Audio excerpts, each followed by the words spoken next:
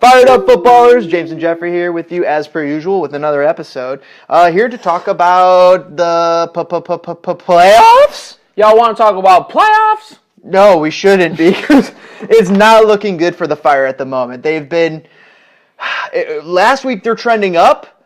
This week they're hitting the ceiling and losing to the worst, not losing, but tying the worst team in MLS. And it's starting to bring up the question of, can these guys produce the results needed to get to the promised land? You know, I got my hopes up. I really thought with these current run of games, playing against a team like Colorado and Seattle and playing against a team like a Union, New England, teams that we really can beat. I thought we were going to, catch some fire, catch some run of form and, fight for those last two playoff spots. But gosh, the inconsistency of this team is just, it's just, they're inconsistent. I mean, that's just what they are. So, they beat a team they're not supposed to. They draw a team that they're, not supposed to be drawing. They luckily sneak out a win. So they're just, it's a little bit too up and down. They're a wounded dog. So, they fight like a wounded dog because you're going to be able to kill that thing eventually. But it will be able to lash out and give you a big bite and take off your finger if you let it. It seems like they do lack that consistent brand of football to get you into the playoffs, and that's kind of a harsh reality right now. So, and the real question is, for me, is that Pano has squandered points. I think he has, definitely. Pano has obviously squandered points, but he also obviously is dealing with a USL roster here. He has half MLS players, and he has half USL players.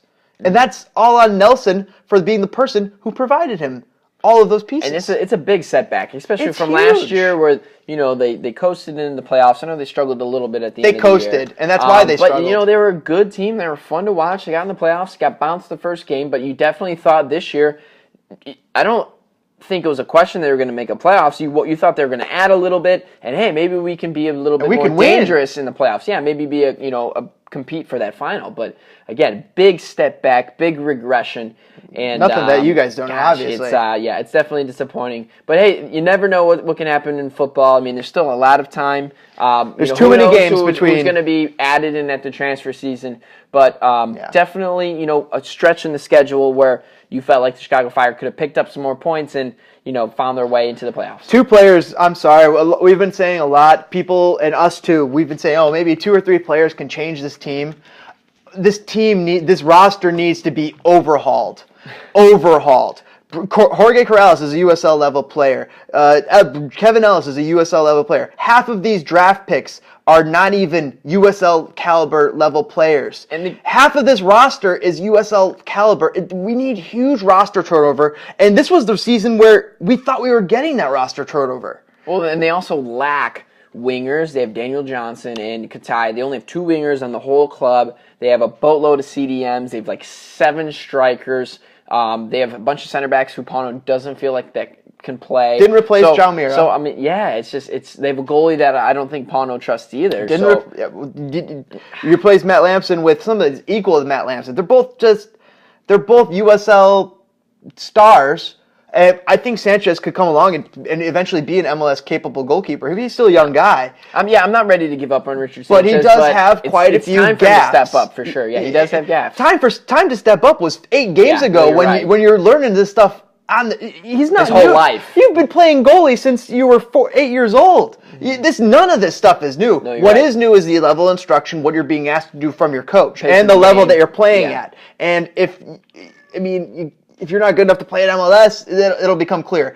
I don't know if it's become clear yet with Sanchez, but it is quite clear with quite a few of these players that Nelson has given to Pano to deal with and to rely upon. These are players that Pano has to rely upon that are just not even good enough. I made the analogy. He's given him all these little stones to make a wall when he needed bricks. And you're right, using your bricks. He's been trying to build something and it just hasn't been good enough. And I really guess the best, it's not the lads' fault. You can't pin on the lads. They're trying their best. The effort's there. The best hope scenario, at least that I have, is that, we grab a couple players at the transfer window, we just catch fire and, just start rattling off W's and stacking those W's. I mean, I think that's the best possible scenario right now. Somehow the baseline for this team between last year and this year got worse, which it doesn't make sense. It didn't make sense to me on the surface because I thought we were shedding a lot of some dead weight. Michael Harrington's gone. Our Shakian. Our Cation gone. Yeah.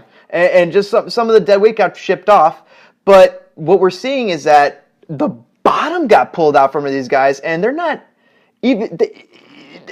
They lost players that weren't even that good that were apparently holding them up there because now the bottom's falling out, and you have a handful of MLS caliber players surrounded by players who are just not good enough, who are being called into action and being forced to get these results. And when you are forcing these guys into action, these are the exact types of results you get. And this is the exact type of record you get. And their young players, young players are always going to be inconsistent. They're always going to have their ups and their downs. So Pano is dealing with inconsistency himself. So it's who of us to question his inconsistency tactically when his players are just so inconsistent that he can't do the things he wants to.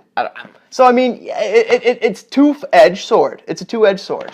Yeah, I definitely think Nelson could have, constructed a better roster up to this point, and I think Pano has dropped some points. That Portland game, our last game against Colorado, New England, and a couple games before that. So, I definitely think, it's a multifactorial thing. Absolutely, but I would put more of the blame on Nelson. I'd say he wins the Screw the Pooch Award. He won it. But I think that's what we wanted to talk about real quickly here. It was just the issues that are with Chicago Fire. And if you guys have anything to add to the conversation, toss us a like. If you have any comments to add, toss them down below. Always interested. And subscribe for more Speaking Back. We'll see you guys later.